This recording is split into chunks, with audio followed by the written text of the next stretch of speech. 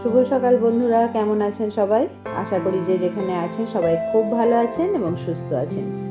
আমরাও ভগবানের আশীর্বাদে ভালো আছি। আমার আরও একটি নতুন ব্লগে আপনাদের সবাইকে স্বাগত জানাই। আজ 11th মে শনিবার, আর এখন ঘড়িতে বাজছে সকাল 6টা। হাজব্যান্ডের আজ অফিস নেই, তবুও আজ তাড়াতাড়ি ঘুম থেকে উঠে পড়েছি। আর সকালে ফ্রেশ হওয়ার পর সঙ্গে সঙ্গে কোনো বাসি কাজ করতে আমার ইচ্ছা করে না, বরং সকালে একটু গাছগুলোর সাথে সময় কাটাতেই ভালো লাগে। খুব বেশি সময় তো থাকা যাবে না, কেননা সমস্ত কাজকর্ম রয়েছে, তবুও অল্প সময়ের জন্য হলেও একবার এইখান থেকে ঘুরে যায়।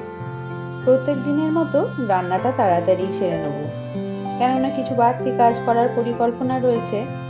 আর এই রান্নাঘরেই দিনের অনেকটা সময় আমরা কাটাই, তাই সেই জায়গাটা পরিষ্কার থাকলে আমরা কাজের এনার্জিও পাই। অথচ খুব বেশি পরিশ্রম না করে প্রত্যেক দিনে সামান্য কিছু মুহূর্তের ছোট ছোট অভ্যাস দিয়ে আমাদের রান্নাঘরকে নতুনের মতো ঝকঝকে পরিষ্কার রাখতে পারি। এছাড়া কিভাবে পোকামাকড় মুক্ত রাখি সেই টিপসও শেয়ার করব। রান্নাঘরের প্রধান সমস্যা হলো তেল চিটে পড়ার সমস্যা। কিচেন চিমনি থাকলেও রান্নাঘরে কিছু কিছু জায়গায় তেল চিটে পড়ে। এই সমস্যা এড়ানোর জন্য আমি রান্নার সময় যখন গরম তেলে কোনো কিছু দেওয়ার আগে একটু হলুদ দিয়ে দিই, তাতে করে আশেপাশে তেলের ছিটে লাগে না, আর চারিদিকটা পরিষ্কারও থাকে। এছাড়া গরম তেলে যখনই সবজি কিংবা মাছ দিই, সাথে সাথে কড়াইটা ঢেকে দিই, তাহলে তেলের ছিটে লাগে না বা তেলটাও উড়ে যায় না।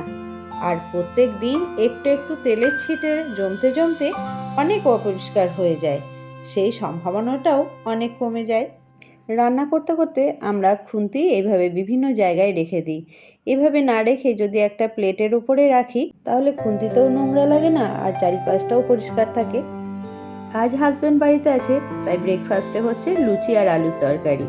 আমি যখনই আটা কিংবা ময়দা মাখি, তখন নিচে এভাবে একটা কাপড় পেতে নিই, তাহলে আটা ময়দা উড়ে জায়গাটা নোংরা হয় না। এছাড়া লুচি বেলে আমি এইভাবে ধোয়া কাপড়ের ওপরে একটা একটা করে রেখে দিই।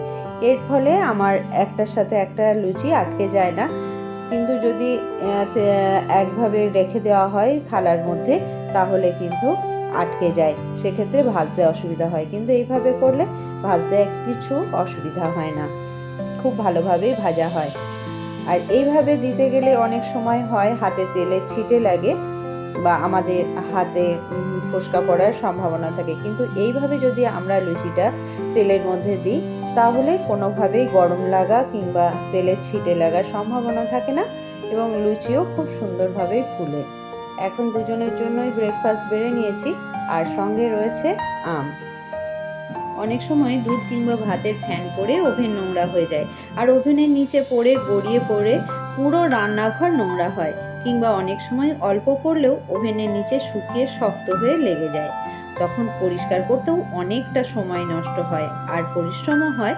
তাই এই রকম একটা কানা উঁচু থালা বা প্লেট যদি এখানে রেখে দেওয়া যায়, যেটা হিটে নষ্ট হবে না, তাহলে ওই থালার মধ্যেই দুধ বা ভাতের ফ্যান পড়বে, তখন থালাটা ধুয়ে নিলেই হয়ে যাবে। আর রান্নাঘর পরিষ্কার রাখার আর একটা ছোট্ট অভ্যাস হচ্ছে সব সময় সিঙ্কটা খালি রেখে দেওয়া। খাবার দাবার খাওয়া কিংবা রান্নাবান্নার পরে যে বাসনগুলো জমে, সঙ্গে সঙ্গে ধুয়ে নিলেই সিঙ্কটা পরিষ্কার থাকে, আর সিঙ্ক পরিষ্কার থাকলেই রান্নাঘরে কাজ করার ইচ্ছাটা জন্মায়। এছাড়াও জল পড়ার সাথে সাথে যদি আমরা এভাবে মুছে নিতে পারি, তাহলে জায়গাটাও পরিষ্কার থাকে। অনেক সময় ভাতের মার বা জলটা যদি বেশি থাকে, তাহলে আমাদের হাতে পড়ে হাত পুড়ে যাওয়ার সম্ভাবনা থাকে। যদি আমরা আগে এক্সট্রা জলটা এইভাবে ড্রেন করে নিই, তাহলে সেই সম্ভাবনাটা অনেকটাই কম হয়ে যায়, আর এইভাবে মারটাও আমরা সুন্দরভাবে ঝরতে দিতে পারি। আজ হাজব্যান্ড বাজার থেকে শোল মাছ নিয়ে এসেছে। তো শোল মাছ আমাদের বাড়িতে নর্মালি হয় না, তো আজকে নিয়ে এসেছে। আর একটা গন্ধ থাকে বলে আমার খেতেও খুব একটা ইচ্ছা করে না, তবে পরে ভয়েস ওভার দিচ্ছি, শোল মাছটা সত্যিই খুব সুন্দর ছিল, খেতেও কোনো রকম গন্ধ লাগেনি, খেতেও টেস্ট হয়েছিল। আর এইভাবে মাছ বা মাংস ধোয়ার পর দেখবেন খুব একটা বাজে গন্ধ বেরোয়, আঁশটা আঁশটা। সেই গন্ধটা দূর করার জন্য একটু ভিনেগার এবং ভিম জেল নিয়ে এইভাবে যদি ভালো করে চারিদিকটা ধুয়ে দেওয়া হয়, তাহলে আর কোনো রকম গন্ধ আসে না। এছাড়া আপনি পাতিলেবুর খোসাও ব্যবহার করতে পারেন। আমার মতো যাদের কিচেন ক্যাবিনেট নেই তারাও রান্নাঘরের জিনিসপত্র গুছিয়ে রাখার জন্য এই ধরনের অর্গানাইজার ব্যবহার করতে পারেন।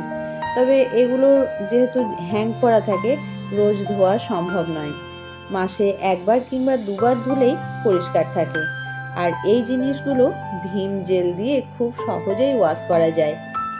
ধোয়ার পর একটু মুছেও নিলাম। আর এই যে জায়গাগুলোতে দেয়ালের হ্যাং করা থাকে সেই জায়গাগুলো তো মোছা হয় না, সেজন্য এখন একবার মুছে পরিষ্কারও করে রাখলাম। আর জিনিসপত্রগুলোও এখানে সাজিয়ে রাখলে বেশ সুন্দর লাগে, গোছানোও থাকে। এছাড়াও ছোট ছোট প্লেট আমি এইভাবে রেখে দিই। আর চায়ের কৌটা বা কফির কৌটা, চিনির কৌটাগুলোও আমি একটু ভীম লিকুইড দিয়েই ভালো করে পরিষ্কার করে নিই। এগুলো রোজই একটু করে করে নিলে ভালো হয়, তাহলে যে তেল চিটা বা চটচটে একটা ভাব চলে আসে ব্যবহার করতে করতে, সেই জিনিসটা আর হয় না। আর ছোট ছোট যে পাউচগুলো থাকে মশলার, সেগুলো এদিক ওদিক না রেখে এরকম একটা যদি কাপের মধ্যে সুন্দর করে আমরা রেখে দিই তাহলে সহজেই পেয়ে যায়। আর জিনিসগুলোও নষ্ট হয় না, ব্যবহারের সময় হাতের কাছেই পাওয়া যায়। আমি এখানে কাঁচের জিনিসপত্রগুলোই রেখেছি, বাটি গ্লাস এইগুলোই রেখেছি। এছাড়া যখন কোনো জায়গা আমার অপরিষ্কার লাগে আমি সেটা পরিষ্কার করে নিই। আর এইভাবে যদি রোজ আমরা 10 থেকে 15 মিনিট সময় রান্নাঘর পরিষ্কারের জন্য রাখি তাহলে খুব একটা রান্নাঘর পরিষ্কারের জন্য পরিশ্রমও করতে হয় না, আর ডিপ ক্লিনিংয়ের মতো সময়ও লাগে না। জিনিস শুধু রাখলেই হবে না, সেগুলো যদি আমরা ঠিকঠাকভাবে পরিষ্কার করে না রাখি তাহলে তাড়াতাড়ি জিনিসগুলো নষ্ট হয়ে যাবে। আর গ্যাস ওভেনের মতো কিচেন চিমনিও আমি রোজ যতটা সম্ভব পরিষ্কার রাখার চেষ্টা করি। রান্নাঘরের আরও একটা কাজ আমি প্রত্যেক দিনই একই সাথে করে নিই। এই যে টাইলসগুলো একটু ভীম জেল আর ভিনিগার দিয়ে মুছে নিই, কেননা রান্নার সময় কিচেন চিমনি থাকা সত্ত্বেও কিছু তেল উড়ে এসে পড়েই। তো রোজ 5 মিনিট সময় দিলেই এই টাইলসগুলো নতুনের মতন ঝকঝক করে। আর এজন্যই সব সময় আমার কিচেন দেখলে মনে হয় আজই হয়তো ডিপ ক্লিন করেছি। আসলে সেরকম কিছু নয়, এই ছোট ছোট টিপসগুলো ফলো করলেই আসলে পরিষ্কার থাকে। আর রান্নার পর প্রত্যেক দিন আমি ফ্লোরটাও মুছে নিই। রান্নাঘরে খাবার দাবারের ক্ষেত্রে বা খাবার থালা জিনিসপত্র মোছার জন্য যে কাপড়গুলো আমি ব্যবহার করে থাকি সেগুলো এরকম একটা ছোট্ট বক্সের মধ্যে ভরে আমি রেখে দিই, তাহলে হাতের কাছে পাওয়াও যায় আর জিনিসটাও পরিষ্কার থাকে, কোনো রকম পোকামাকড়ও এর মধ্যে উঠতে পারে না। এছাড়া রান্নাঘরে যাতে পোকামাকড় কিংবা আরশোলা না হয় তার জন্য আমি কর্পূরের ব্যবহার করি, কেননা খাবার দাবারের জিনিসের মধ্যে কোনো ধরনের কীটনাশক জাতীয় দ্রব্য ব্যবহার করা উচিত নয়। আর কর্পূর ব্যবহার করে আমি ভালো ফলও পেয়েছি। যে জায়গাগুলো আমরা রোজ মোছামুছি করতে পারি না বা আমাদের হাত পৌঁছায় না সব সময়, সেই সমস্ত জায়গায় আমি এইভাবে কর্পূর রেখে দিই। এছাড়া আরশোলা রাত্রির বেলাতেই খাবারের খোঁজে রান্নাঘরে আসে বা বেরোয়, সেজন্য রাত্রিরে রান্নাঘর একদম ক্লিন করে রাখতে হবে। কোনো রকম খাবারের টুকরো রাখা চলবে না, কিংবা এঁঠো বাসন এগুলো রাখলে আরশোলার উপদ্রব বেশি হবে বা অন্যান্য পোকামাকড়েরও উপদ্রব বেশি হবে। তো রোজকার এই ছোট ছোট অভ্যাসগুলো একবার রপ্ত হয়ে গেলে আমাদের ঘরদোর রান্নাঘর সবসময় পরিষ্কার ঝকঝকে থাকবে। আর আমাদের কাজের জায়গাটা যদি পরিচ্ছন্ন থাকে তাহলে এখানে কাজ করতেও ভালো লাগবে আর মনে শান্তিও পাওয়া যায়। তো ভিডিওটা ভালো লাগলে একটা লাইক দেবেন আর চ্যানেলটা সাবস্ক্রাইব করার অনুরোধ রইল। চাইলে ভিডিওটা শেয়ারও করতে পারেন।